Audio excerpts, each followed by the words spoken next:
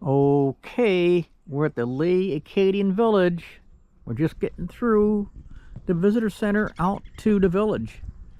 Right on the ocean here in Pubnico, Nova Scotia. Check this out. Look at this view. Wow, the fog's burning out. It's 10 o'clock in the morning. The sun's trying to break through. The fog is burning fast. It was a lot foggier an hour ago. Look at the cows. Oh, Ruby wants to see the cows. Ruby's here. Look at the cows. See the Acadian cows? Acadian cows? Right there. Here's the village and there's the ocean. It's out on a point. Let me look back. They even have a little restaurant right here. Cafe. They serve French pastries and things. They have food, pastries, lunch. Very nice. Very nice. Alright, let me show you some more when we get there. Okay, here's one of the homes in the Acadian village here. We're gonna go see. I gotta deal with Ruby though. That looked like, that's the post office, I think, right there across the way. There's the ocean. Let's go check out the house. Oh, very cool. This is how they got their water from the well, huh? Hey, I smell food. Yeah. Are you guys cooking? Yeah, making a smoked fish chowder for lunch. Mmm. And baking some cookies, yeah. Wow. Smoked fish chowder and cookies. Yeah, the cookies are for the visitors. So this is a working village. Yeah, well, we all work here and we all have to eat, so. Oh, there's the cookies. Get down. You can't have any. She's trying to get your cookies. And that's a working wood stove, huh? Oh, yeah, it sure is. Cool. Very cool. I'll give you a fresh one. Oh, you're gonna give me one? Yes. Oh, yeah. Oh, The cookies okay. They're are not for us. They're not for you. Okay. Visitors, but Thank you. the chowder's for the workers. I gotcha. All right, let me What's turn the this off. puppy's name? Pubnico that you're in to make this little village within Pubnico. Oh. Now, this house was built in 1832, so as my coworker said, 193 years old, but it only started as a one-story. But there was a chimney because this entire wall was a fireplace. That was their only source of cooking and heating at that time. Oh. And then it was some 50 years later before the modern kitchen you walk through was added, because this was the kitchen and the parlor in one at that point, and the second level was added around at the same time. Now, what happens is a brother and a sister in the early 1900s, which is where we are situated in the past, they inherit the house and they decide that they are going to live in it just as they always did. The sister, who was older, she got married first, and that was her master bedroom right there, and in there she gave birth to 9 children. Oh my. The children would go into her toddler room until they were old enough to go upstairs. And then the brother decided some 10 years later, because he was a lot younger than his sister, to get married. And so that's when he added a kitchen and a parlor on the opposite end of the house. And now the house is rendered a duplex. Huh. And him and his wife around the corner in their master bedroom, his wife gives birth to 12 children. Oh, So there's 21 kids born and raised in this little tiny house. And having said that, there was at least 17 kids upstairs. Now, it didn't mention anything about children down here, but there was at least 17 up there. Wow. So it was a busy I house. bet, man. Yes. 17 Now, kids. Another thing, because the fireplace was in the center of the house, it made it, the best way to heat it was to allow the heat to circulate from room to room. So that's how the heat would go through all the rooms to keep them warm in the wintertime, or the cold months at least, yeah. Oh. Now, we do have a pump organ and we do have a gramophone, and neither one of those things would have existed in a home like this because they did not have the money for these things. This would be in a church, and the gramophone may have been in the doctor's home or somebody a little bit more affluent or with more money, of course. I see. But because they're of the period and we don't have a doctor's home or a church, we added them here just Gotcha. the same. So the first room over here is now what we call a sewing room. We have the spinning wheel from the 1700s in there. We also have the old sewing machine. Oh, yeah. But back in the day, you would have had maybe 2 or 3 mattresses on the floor, and the kids would sleep, the toddlers would be in there until they graduated and went upstairs with the older kids. So if you'd like, we can go into Wow, look at that meal. Ooh. this room here. Mm-hmm. This was the sister's master bedroom in Wow, here. This they're is all where she connecting. gave birth to 9 children. And just to reiterate that everything in this house is donations Hey, from get down. locals in this village or locals from other villages that surround us. But everything is of the era, so it would have been quite similar to what they would have had in their own Okay, room. we just finished a tour of the house. I can't film it all, it's just too much to film, but we got a taste of it. This is the post office we're gonna go into here. There it is. Post office. Huh. And you got some artifacts over here. And this is somebody. Henry Shirty, Okay, thank you. whoever he is. Huh, very nice. And then I'm gonna walk out this way.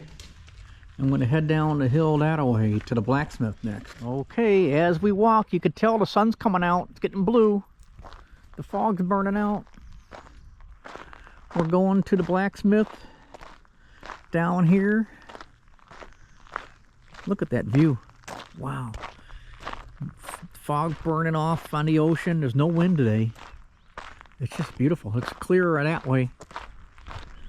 Let's go see what they got at the blacksmith here in the Acadian village. Ooh, they got something going on. Oh yeah. Wow. Looks like it's coal. Or is that wood? No, wood, huh? No, Coal? no, you can't get heat Oh, from charcoal like you can from coal. oh. Come on in, Doc. Come in. Okay, thank you. Wow. Your coal turns to coke after a while, so there's all kinds of sulfur and sand and stuff in there. So Oh. I'm burning it on my fire to get this. This burns at 2,000 Fahrenheit. Oh. Wow. This is almost pure carbon. It weighs nothing. See? Oh, yeah. Very light. It's lighter than charcoal. Oh my gosh, it's like a Yeah, feather. well, charcoal is made from wood. This is Yeah, coal. that's coal, real coal. Yeah, the I real gotcha. deal. Real coal, the real deal. I Yeah. remember Deal my from underground. great grandmother. They had a coal furnace, and there was a big like coal bin in the basement, and the truck would come in and dump the whole Yeah. truck of coal. I'll Very make you a cool. nail for a souvenir if you want one. Aw, Sure. So that's all that smoke you see is mainly sulfur and other gases. Uh-huh. So I'm making the coke as I go. I'm putting coal over here, and it's after about 10-15 minutes it turns to coke over here. Both the coal and the steel from Cape Breton from 1900. Are you Nova Scotia? No, we're from Pennsylvania. And so yeah, we've been up to Cape Breton So already. We've you been up know that all way. about coal then. if you're Yeah. from Yeah, Pennsylvania. yeah, we had lots of coal mines. Making a nail here, huh? Yeah. Matter of fact, about once a month there's a big sinkhole that'll show up somewhere because of a coal mine. Because of the mines, yeah. Probably fills it water. Okay, this is a root cellar. They dig it into the earth. See that? It's where they keep their potatoes and things for the wintertime. That's called a root cellar here in the Acadian village. Isn't that cool? The sun's still burning off the fog. All right, we're gonna go to the next building here. I don't know what this is. This is something. Let's see. It's a house of some type. I'm gonna find out. Let's walk on in. Somebody's in there, Jim. Okay. Want to know? Built in 1856. He had 5 children. The youngest son, Cesar, inherited the house. He got married, had 3 girls, 10 boys, and 2 unmarried sisters that came back, so that made 17. All right. Wow. So in the 1856, they would have had that big crane, that big arm that would go like this with the open fire. We're depicting early 1900s. Did you go to the first house? Okay, you're gonna see, you did. There's a big white stove. They had a similar stove, but it came up to here. Wow. So we couldn't receive visitors, so they found this 1909 Enterprise made in Sackville, New Brunswick. This is where we put the wood, right in there. And you can see that piece right there. That's hollow. So the heat goes through that into the oven à mon four. Ah. That's how it eats the The oven. table est toujours chaud, it can always be warm. And this grate is used. Okay, this is the boathouse. Looks like Acadian boats. Looks like. You can see, maybe they're making one in here. I don't know. You're seeing it when I'm seeing it. So this is the boathouse. Oh, you're building a boat. Good day, how are ya? Hi, you building a boat, huh? Building a boat. Well, the boat builder's building a boat. I'm just a poor old fisherman that keeps breaking stuff. Oh, Yeah. okay. So I'm in the process of, since he's not here, it's his day off, Okay. I'm going to use his garage and use his tools and break some drills, Okay. building a new one. So what I mean by mooring is back in the day when they didn't have big wharfs to accommodate all the boats, what they would do, they would set up their moorings just off the shore. So they would have a big rock on the bottom, a chain attached to it, and we actually have one out there, and there's a rod, a steel rod, which is really big, and a loop, and then we fasten a chain to it. The chain is attached to this. What do I do? What do I do? No, you're fine. Maybe I need a translation for your explanation. Yeah, sondern der ist der Fischbau. Yeah. Here's a look back up the hill from the boathouse. Looks like they give talks here too. See that? Looks like an amphitheater there. I'm making a pilot hole. Beautiful place. What do you see the rest of it? Okay, we're heading down to the docks. You can see lobster traps here. And there's another building over here we're gonna visit. Right here. What's this building? This is a fish store, A fish store? and you're more than welcome to come in with your dog. Okay, let's check out the fish store. Bring the dog. Wow, we're at the fish store. Oh. Cool. If you'd like to take a real seat, fish, be yeah. my guest. Sure. We're in the fish store. All right, let me turn this around. Slowly. In this building, we have 2 men to 3 women working here. And actually, fun fact about these chairs that you're sitting on, they were actually adjusted for the women. Because the woman would be sitting and working at the table. So, if the woman was tall, it would be adjusted to her height. And if the woman was short, again, same thing. Absolutely. So let's start with the men's job. So the men would take an entire fish. So we start with a regular plain fish. We're going to take it in and we're going to, yeah, if you want to move that. Oh, We're going to take it in. We're going to take the fish. We're going to cut off the head. We're going to split it in 2 and we're going to remove the main bone. Then we're going to take the fish and we're going to move it to the salt. We're going to salt the fish. Okay, so the fish is all nice and salted. We have an example there. And we're going to take it out onto our nice, beautiful drying racks up there.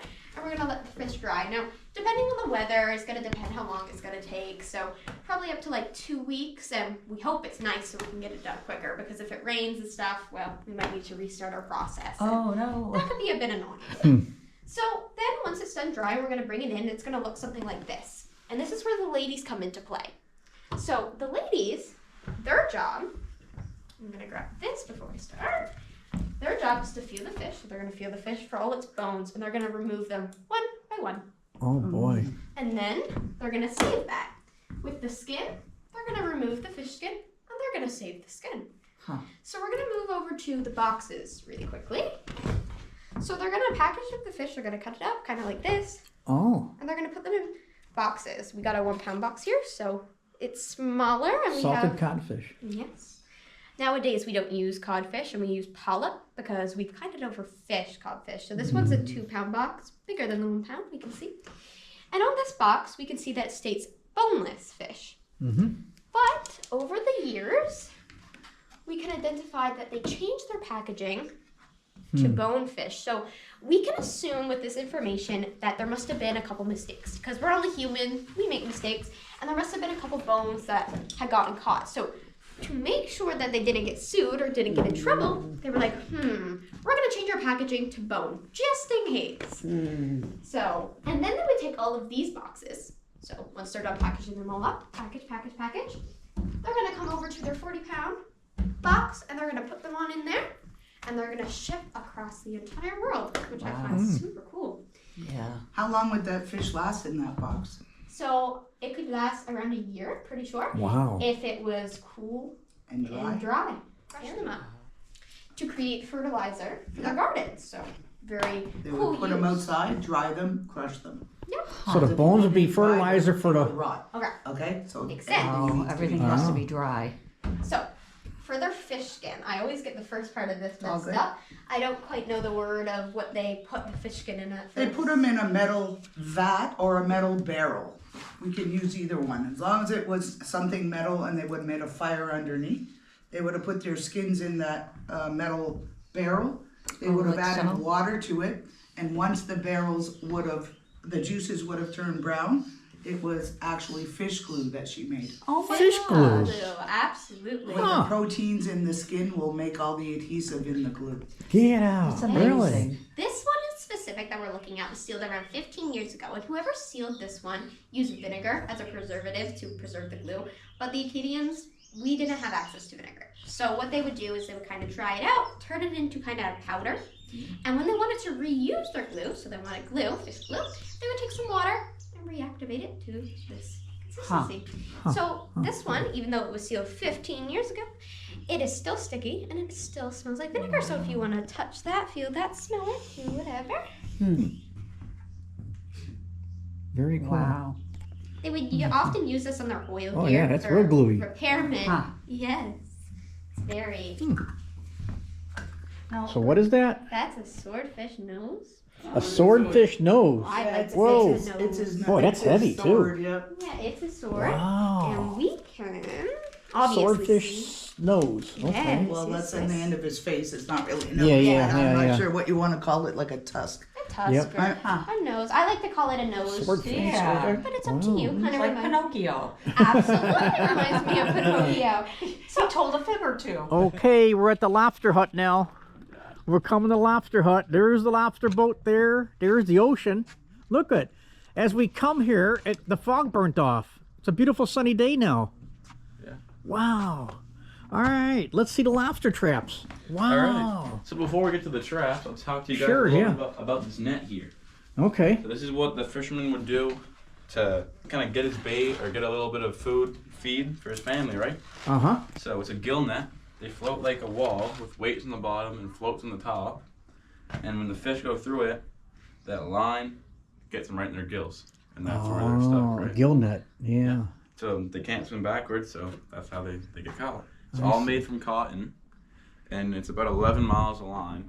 or Wow. 16 kilometers in one net. Huh. But it does make it pretty big. It'll get to 100 feet long and 20 feet deep. And about 210,000 knots, right? So every corner is all the knot. Also, right? Very neat. Cool. That one's made for herring, which will bring us back over to this. Herring. Okay. Because they need bait. So they put our bait in a little bag in the middle here. Uh-huh. Usually a herring or whatever fish they could get. Nowadays there's plenty of fish that are popular, but back then it was kind of all oily fish.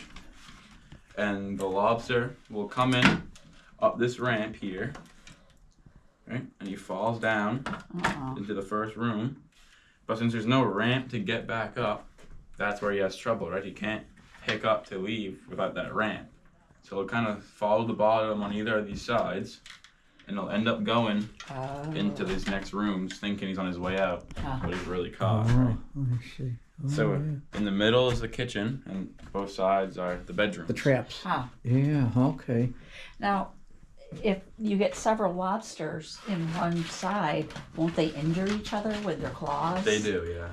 They tend to. They don't like each other in general, so especially when we're taking them out of the water, they're not too happy sometimes. And but there's not much you can do, really. Yeah. Okay, this is what it looks like without the fog. While we were here, the fog got burnt away. It's a beautiful sunny day now here in Nova Scotia. Pubnico. Look at those islands out there. It's amazing. Beautiful. So this is the Acadian village. Really nice. Nice stop. You gotta stop here. Hey, they got Wi-Fi here, you know. And they have Wi-Fi here. That's even better. Let's go check out their cafe. there's, look at it, it's out on a point, so you can see the ocean that way. All right, let me show you some more, if I can. Okay, we're at the village, Acadian, historic village. That's the French term. And we went in earlier and I forgot to take a video of the front, but the sun came out. So now you're gonna see the front in the sun. Look at this thing. That must be an Acadian guy. Carved in wood. The historic Acadian village here in Pubnico, Nova Scotia. What a beautiful place. All right, you'll see what we toured. This is a place you definitely have to come to. No doubt about it. You've got to stop here if you're touring Nova Scotia. See ya.